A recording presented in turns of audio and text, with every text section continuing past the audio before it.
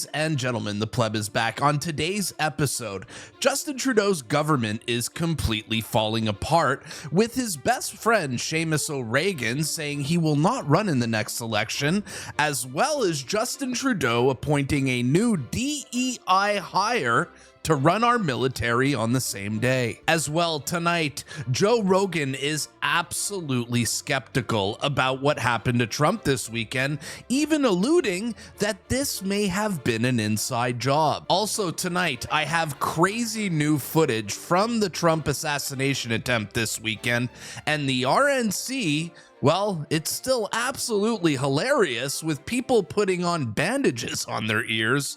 You won't want to miss tonight's story. Stick around.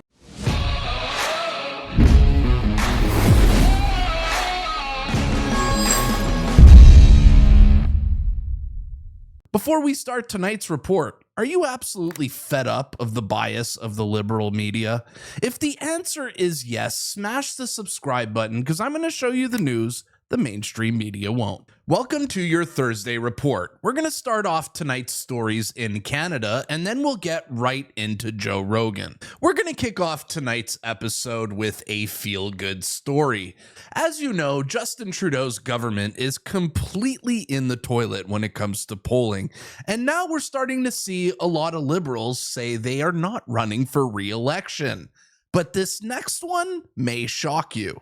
One of Justin Trudeau's lifelong best friends is not running in the next election. This is Trudeau's cabinet minister. The top of his government is starting to crumble, and it's absolutely awesome. First, it was his groomsman, Jerry Butts, at the top, who resigned after the SNC-Lavalin scandal, and now it's Seamus O'Regan, who's on his way out. The Trudeau regime is crumbling. But let's not forget this classic, Seamus tweet here as we pour one out for him. He wore this bracelet. Who remembers this for menstrual hygiene day? Because these morons think putting on a bracelet is going to make the world a better place. And he's also one of the geniuses who thought it was a good idea to put tampons in men's washrooms. I'm happy to see him go. But as this Titanic is sinking, Justin Trudeau is going out on a bang, basically destroying everything he can before he leaves, including this. Meet Canada's new Chief of Defense Staff. Her name is Jenny Kerrigan, and she's going to be the first woman to lead the Canadian Armed Forces.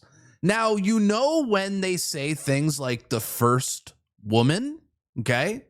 They want to get their woke points. This is for sure a DEI hire. I have no doubt about it. They wouldn't be virtue signaling right now if it wasn't DEI. Even the parody accounts know that he's incorporating DEI hires into every aspect of his government. Even Canadians are not buying the BS, like James here, asking Trudeau to call a DEI election. Let's see what Canadians think about DEI. Now, John Paul Berg, though, absolutely nails it here in the comments section, saying, the DEI cherry on top of an absolutely demoralized military. Perfect. I'm sure our Canadian Armed Forces would agree. I even responded to Trudeau with this meme here saying another DEI hire by the woke idiots. But Secret Service before DEI and after DEI. Do you guys agree? Now, after the comments underneath his post absolutely cooked Justin Trudeau over this hire, our Prime Minister got all triggered and went on X to justify him hiring her. Trudeau tweeted this after the roasting in the comments, saying, General Jenny Kerrigan has served our country for over 35 years. She has led units at home and abroad and helped transform the culture of the Canadian Armed Forces. Transform the culture? Let me guess. She was one of the people that implemented your woke policies and you're rewarding her for it? That's what it sounds like. Today she becomes Canada's new Chief of Defense Staff. Are you guys convinced that she was qualified? Now, here's the thing with DEI and why it's so poisonous. I'm questioning whether this woman is qualified or not. There was a time before DEI, diversity, equity, and inclusion, that I would see they hired someone, and I assume that they hired the best person for the job. But when you start mixing in DEI into this, you're just never sure if they were hired based on merit or they were hired because they have a certain skin color, gender, or sexuality. And our new DEI Chief of Defense Staff got up in front of the press today and blamed people like me for spreading misinformation about her and begs the media to help get out the truth about her and why she was hired. You've been the target of disinformation campaigns that General Eyre mentioned. How much of that do you expect to continue in terms of trying to sway Canadians' opinions or undermine our institutions? Well, I can expect. I think we should be expecting some of that, and I think we will need all of your help, you out there, the real journalists, to counter that. The real journalists, we need you out there to counter that, because I am qualified. Trust me, man.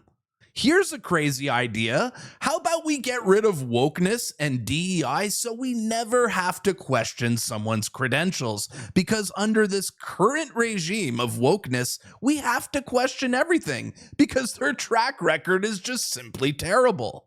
And in our next story of the night, and our last Canadian story of the night here, it appears that Justin Trudeau is once again copying Pierre Poilievre here, using all the points from his leadership campaign now, and now Trudeau's talking about building the homes near public transit because he has all the great ideas that Pierre presented a year and a half ago.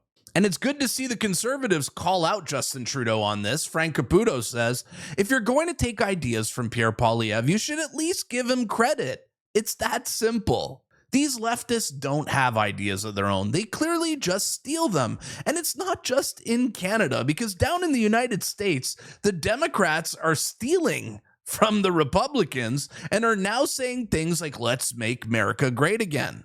November, we're going to make America great again. What? You guys heard that right. You heard it right. So yes, this November, we're going to make America great again. These liberals, USA, Canada, they're all the same. They're all thieves, including them. One more time. So yes, this November, we're going to make America great again. It's unbelievable. Their hypocrisy is unreal, including Joe Biden, who yesterday announced that guess what? He has the sniffles again. Yup, the sniffles. I think this is probably like the 5th or 6th time, so I think it's a great time to play back this classic. You're not going to get COVID if you have these vaccinations. You're not going to get COVID if you have these vaccinations. Well, guess what? He did. Now, after the world found out, Joe Biden went on X and announced it in the most eloquent manner possible. You saw that right, folks. 2 words. I'm sick. But there was a catch. He is sick. But he used it as a fundraiser here because he says he's sick of Elon Musk and his rich buddies trying to buy this election. And if you agree, pitch in here. Wow. And after this announcement of Joe getting the sniffles, it appears that Kamala Harris is really excited with the news.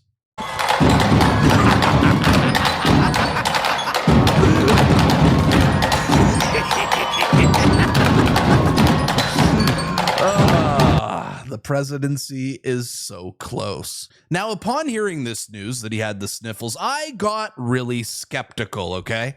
Because I connected all the dots, and I don't think it's that. I think Joe Biden's being pushed out, and he's gone by the weekend. I find it kind of hilarious how Joe contracted this the day that Adam Schiff asked him to drop out of the race. I find it absolutely sketch how Joe Biden announces this the day that Chuck Schumer tells him to drop out of the race. And apparently, the Democratic Party is in total meltdown. Joe Biden is gone, folks. It's not the sniffles. he's gone. So yes, I'm of the theory that he's getting pushed out, but I'm also skeptical he may actually have the sniffles, because the scenes of him boarding the plane yesterday on Air Force One is the slowest and weakest I've ever seen Joe Biden. Vaccines. Now the president has received probably at least 5 doses of vaccine, as a lot of us have, and has also had the virus once, and that has really, all of those elements serve to increase his immunity. Plus, we also have Paxlovid now. Okay, guys, watch how he gets up these stairs here. This is the worst I've ever seen him. Watch this. And we've already heard that he's going to take a dose of that. There's no editing. There's no slowing down. This is in real time here. Now, and we've already heard that he's going to take a dose of that. Dr. Reiner, we're seeing live pictures of the president boarding Air Force One right now. And what jumped out at me, and I'm sure to others as well, I didn't see him wearing a mask as he was with those other people on the tarmac there. What does that say to you? Wow. Who knows what it is? It could be dementia. It could be other health-related problems. But one thing's for sure, our politicians use that C word anytime they want to get themselves out of a situation they don't want to be in. And if you thought him boarding the plane was bad, wait till you see him getting off the plane when he arrives in Delaware.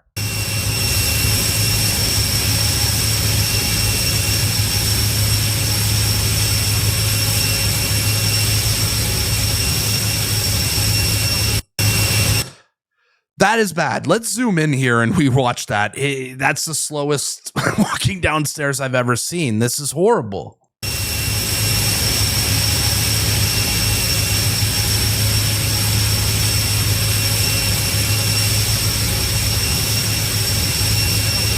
He's done, folks. It's over. And now it's to the point where we're finding out that Joe Biden is asking his own advisors if they think Kamala can win. It's over. It has never been more over than it is right now for Joe Biden. But MSNBC doesn't believe that. They believe that Joe Biden catching COVID and getting over COVID is going to be some kind of heroic moment, just like when Trump survived an assassination attempt. Watch this delusion. This might be the craziest clip I've ever showed on this show, for the record. I have on that. These two men are both elderly.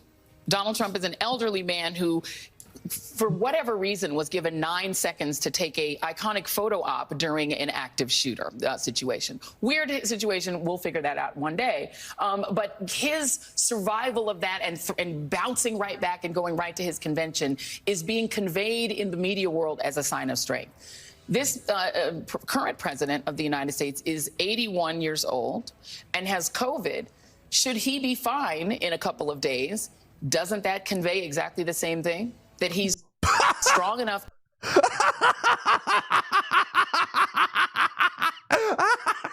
She's comparing Trump to Biden catching COVID. These people are lunatics. Fine in a couple of days. Doesn't that convey exactly the same thing? That he's strong enough, older than Trump, to have gotten something that used to really be fatal to people his age.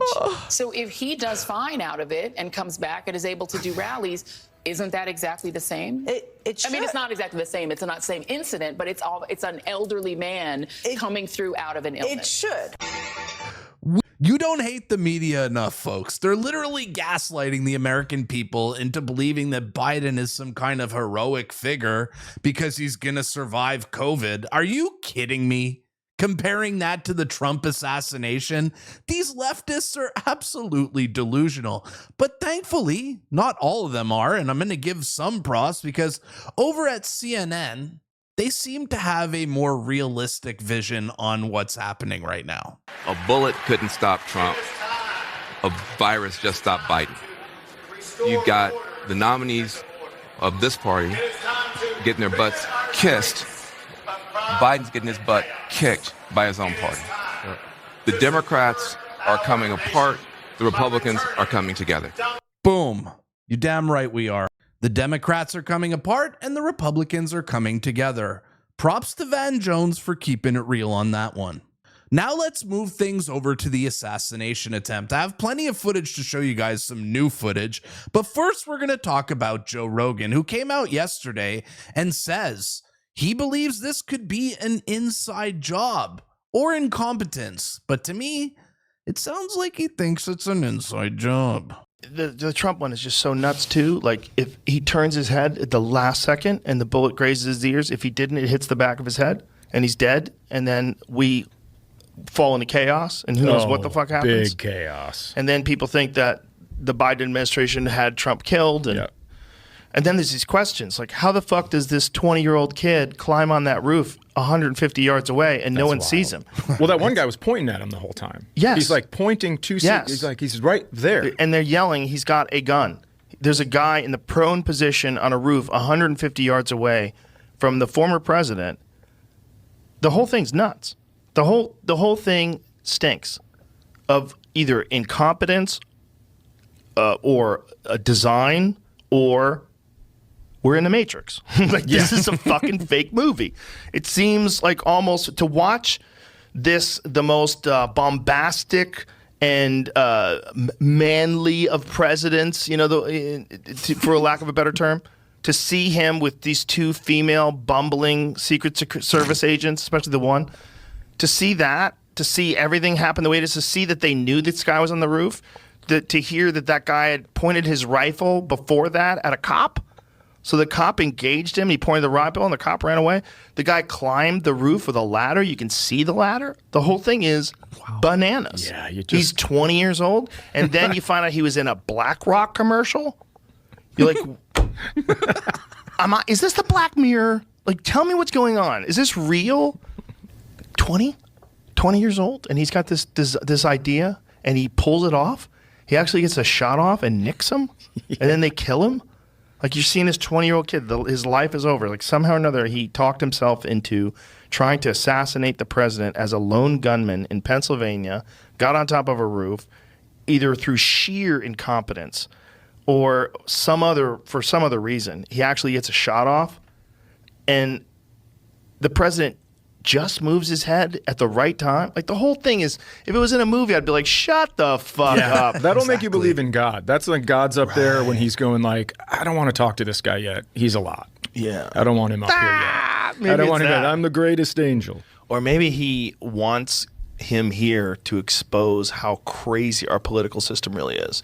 Because the only way we find out how coordinated everything is, whether you're a Trump fan or not, even if you hate Trump, put that aside for a second and just look at how much coordination there is in the media to go after him. And it exposes like this thing where you have to step back and go, wait a minute, hold on a second. What's really going on? Like, whether you hate that guy or not, hate him, think he's a crook, hate him, think he's a liar, hate him. Don't you think it's weird that they're all in lockstep with the way they talk about him, even with things that aren't true? Like, especially like the Russia collusion hoax that they all talked about for years and years. I thought it was real. I thought like he colluded with Russia, and that was like the crazy thing about him winning the presidency. Oh my God, he worked with Russia. Maybe Russia has something on him. You kept hearing about it, right? That was just bullshit. And they went through that for years and years, and then you start going, okay, what else is coordinated where everybody is saying something? Like, how about the Nord Stream pipeline?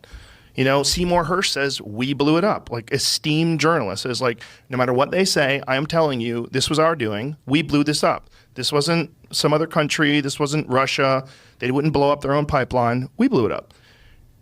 But every newspaper is like, this is bullshit. This was impossible. It could not happen. This was Russian disinformation. Russian disinformation. You hear it about like every story. It's like so hard to understand. Wow. Like, what is the motivation to getting these stories out? Are these narratives created by the real government that runs everything and then like tells the news organizations that are in business with them what to say and what to do? Who knows? I mean, that's where it gets spooky. Look at Joe Rogan's face. The man makes some good points here. I have so many questions. How was retardy Oswald able to bring a ladder there, have the Secret Service point him out 3 hours before the event happened, have people pointing at him and him still getting the shots off. It makes absolutely no sense. It's sounding more and more to me like an inside job. And now we have more crazy information coming out that makes all this sketch, as a company, a giant investment firm or hedge fund called Austin Private Wealth, shorted 12 million shares of Trump's Truth Social right before this happened. Pretty convenient. In reality, it's all sketchy. I'm leaning towards inside job because I'm so angry that incompetence like this would be allowed that part of my brain is saying it has to be an inside job. People can't be this incompetent. And now we're going to take things over to some new footage that has come out from the rally that is absolutely powerful from Brick Suit. He only posted it yesterday because he needed a few days to process this. And the footage is from the front row right after the shooting, and it's probably going to give you goosebumps. The president's been shot. Oh, no. No. Either that or they're covering. We don't know. Either that or they're covering him. We love you. We love you, President Trump. We love you. We love you, President Trump. We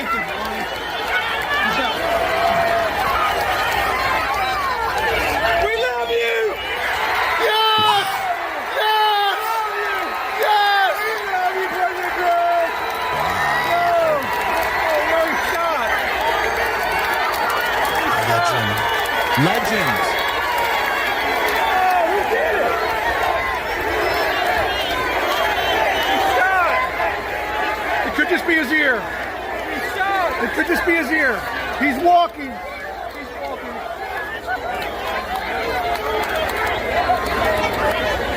We did it. Dude, that's fucking wild. Woo!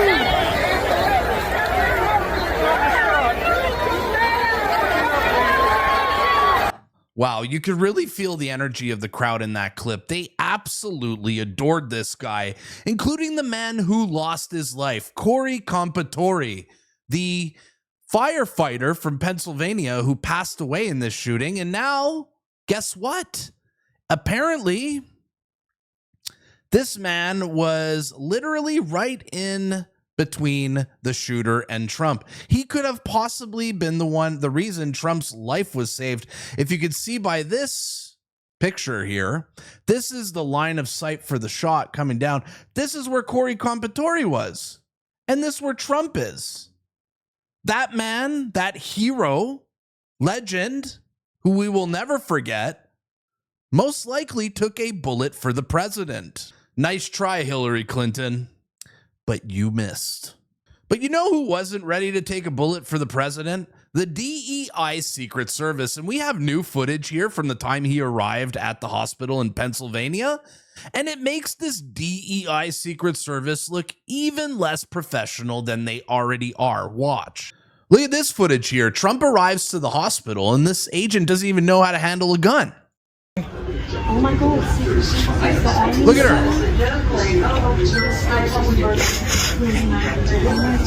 That's what I'm saying. Oh my God. This is insane. Replay. This woman looks so uncomfortable there, for the record. That's what I'm saying. Oh my God. This is insane. Why?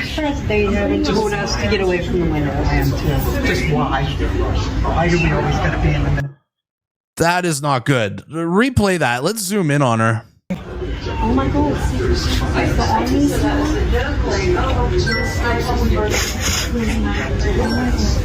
what I'm saying. Oh my God. This is insane. Why? They told us to get away from the window. I am too. Just why? Why do we always gotta be in the middle? The incompetence is truly unbelievable. And yesterday over at the RNC, people confronted Kimberly Cheadle, the DEI director of Secret Service, who almost cost Trump his life with her woke policies, at the RNC. And well, The footage is great because people are keeping her accountable. This is exactly what you were doing today on the call. This was an assassination attempt. You owe the people answers. You owe President Trump answers.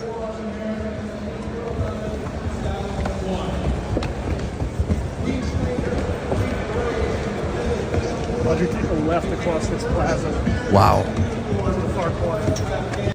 What the heck is she doing at the convention? How does this woman still have a job? Oh, that's right. Because of DEI. Didn't earn it. And Elon Musk knows it. Because he says that this movie is going to be a big hit this summer from Disney. The DEI hire. LMFAO. And this reemerged from 2017. Who remembers this? Where a Secret Service agent says she won't take a bullet for President Trump. An outrage as female Secret Service agent reveals she wouldn't risk her life to protect the US president because she is a Hillary Clinton fan. She won't do her job because she's rolling with Hillary. It's the DEI, folks. It's the DEI. And even Trump knew it because we have found this tweet here from 2014 calling out the Secret Service director. It's as if he sees into the future here. Trump writes, "The woman who is the Secret Service director looks like she is always way over her head. Why can't the president appoint the best and brightest?" This is from 2014. Trump saw this coming. It's as if he called his own assassination. This whole situation is all so ridiculous, but the memes are good, at least. Like this meme here saying, "Slaps roof." You can scare off so many feds with this bad boy.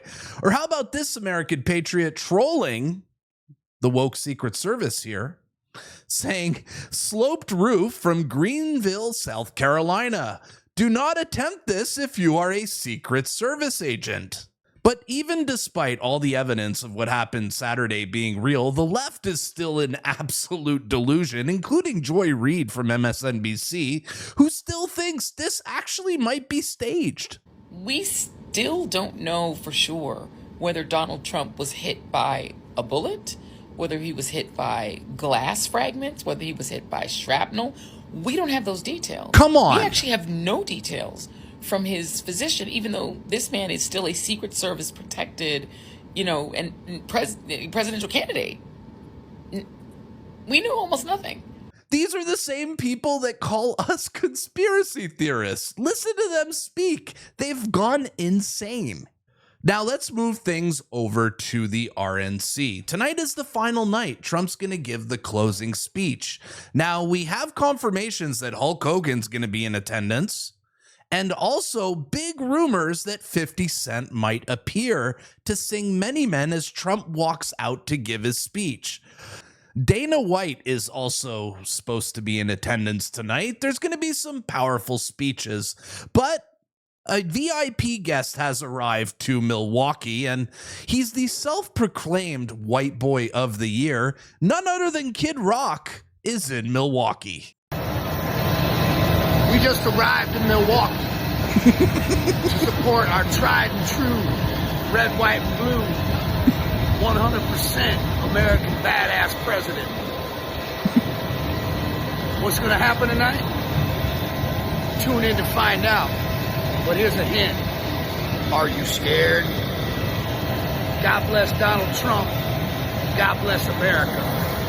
Well, thankfully, Kid Rock is coming to town because things are getting a little crazy outside the DNC, and what I'm about to show you may trigger you, so beware. These are some of the signs that the leftists are bringing to protest. Look at this sign here outside the RNC. R.I.P. Thomas Matthew Crooks, an American hero. Are you kidding me? And here's the absolute psychopath holding this sign here, proud of himself, with his neckbeard, holding the R.I.P. Thomas Matthew Crooks sign, an American hero. I hope the internet makes this guy famous because this is a world-class scumbag. But the outside footage wasn't all bad. It wasn't all dark because some patriots confronted Joe Scarborough from Morning Joe as he was entering the venue and absolutely roast him. Watch this. Can't wait for Uncle Donnie to win. I can't wait. He'll get rid of all you fucking liberals. You liberals are gone when he fucking wins. You fucking blowjob liberals are done. Uncle Donnie's gonna take this election landslide, cuz. Landslide, you fucking half a blowjob. Half landslide. Get the fuck out of here, you scumbag. Wow. Okay, I shouldn't enjoy that as much as I did, but I really enjoyed it. So that was outside the RNC. Let's move things inside the RNC, where a weird new trend has emerged, where MAGA supporters are wearing bandages on their ears. Let me ask you, is this cringe or is this cool, or is it a little bit of both? As you can see here, there's a lot of people spotted wearing these bandages on their ears. I even have some footage from inside of this absolutely hilarious phenomenon. I'm sorry, this is just funny. This looks like they all have oversized Zyn pouches on their ears, but okay, let's watch. Wow. They're not playing. He's taping it on. I mean, it's cooler than wearing a mask, but that doesn't mean this is cool by any, in my opinion, at least. Wow. Yeah, wearing the bandages here. They love Trump, man. No doubt about it. They love their leader, Trump. Fine, you guys got me. I thought it was stupid. But if this is what it's going to take to win the next election, I guess I'm all in. Trump 2024. And even the leftists were getting in on some of this fun with the bandage jokes, as you can see here. This Pierre Poilievre parody account put a bandage on Pierre's ear, saying that his makeover is now officially complete. You know what? For the left, that's not a bad meme. And inside the RNC, the vibes were really strong as Trump took the stage last night for a mini speech, and the crowd, well, they chanted to Trump to keep fighting. Fight, fight, fight. Obviously,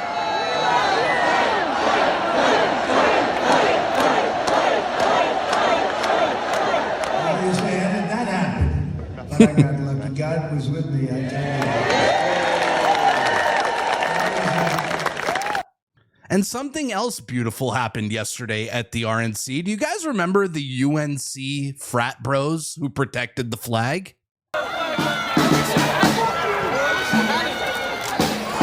These absolute legends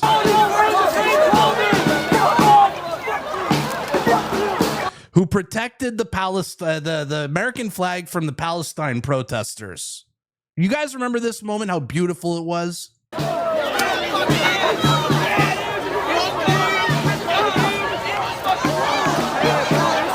Well, there's a good end to this story because those brave young men appeared at the RNC last night and were celebrated and honored for defending the flag.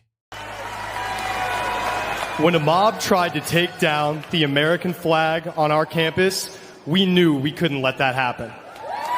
We stood guard, we held it up, and we did not let it fall. It was all about respect. Not just for the cloth, but for everything that the flag stands for. Too many people have sacrificed everything for it. The least we can do was keep it flying. And tonight, we are proud to honor our flag again. Let's go. The kids are going to be all right, man. The future is looking bright. I love it. And in our last clip of the night, I want to show you guys a speech from Trump's granddaughter. But before I show you that, I want to show you another video for context. This is a very young Baron Trump with Mr. Donald Trump. Look at this, okay? I like my suitcase. I have to go to school now. Yeah, you will have lunch and then you go to school. Now I'm gonna go. Yeah, first you will have lunch and then you go to school. Now you can do reading, writing, and arithmetic. Give me a kiss goodbye. Goodbye. I want all A's. Okay. Okay, all A's. And when you get older, what are you going to remember? No drugs, no alcohol, no cigarettes. And you know what else? No tattoos. I don't ever want to see tattoos on you. That to me sounds like a great role model. So that's Trump with his kids and his grandkids. No drugs, no alcohol, straight A's, no tattoos. Sounds like a good role model. The reason I showed you that clip is because in the next clip, I'm going to show you a speech from Trump's granddaughter at the convention last night that will be our ending clip here for tonight's show.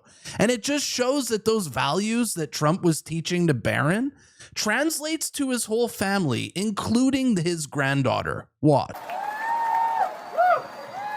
Hi, everyone. My name is Kai Madison Trump. I am the granddaughter of Donald Trump. I'm speaking today to share the side of my grandpa that people don't often see. To me, he's just a normal grandpa. He gives us candy and soda when our parents aren't looking. He always wants to know how we're doing in school. When I made the high honor roll, he printed it out to show his friends how proud he was of me. I know. Look how proud he is. He calls me during the middle of the school day to ask how my golf game is going and tells me all about his. It's emotional. But then I have to remind him that I'm in school and I'll have to call him back later. When we play golf together, if I'm not on his team, he'll try to get inside of my head. I know. And he's always surprised that I don't let him get to me. But I have to remind him I'm a Trump too. Nice line.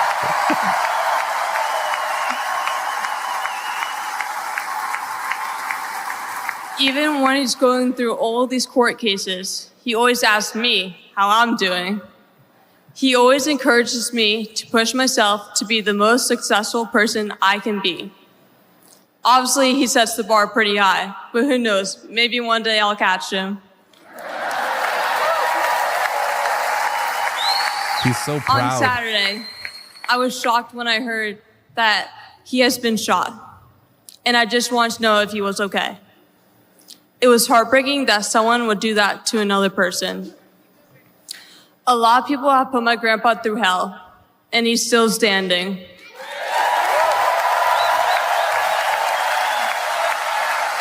What a proud grandpa, as he should be. Grandpa, you are such an inspiration, and I love you.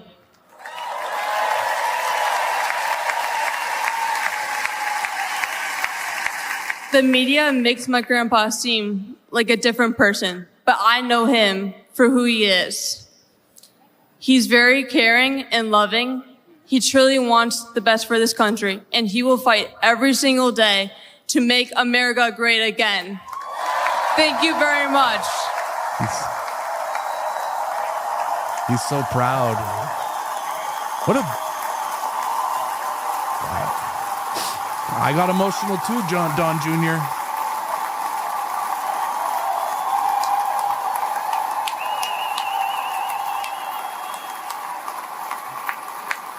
Great job, Grandpa. I think that video perfectly represents the type of man that Trump is, and that's why I ended it with that speech, because it was just absolutely beautiful. Well done, grandkid. All right, guys, I kept you here long enough. If you made it this far, tell me in the comments down below, because like I said before, 40-minute video, you're a legend. It's hard to get people's attention, and if I got your attention for 40 minutes, that's pretty impressive. But here are my questions for you today. These bandages on the ears at the RNC, cringe or awesome? Or a little bit of both?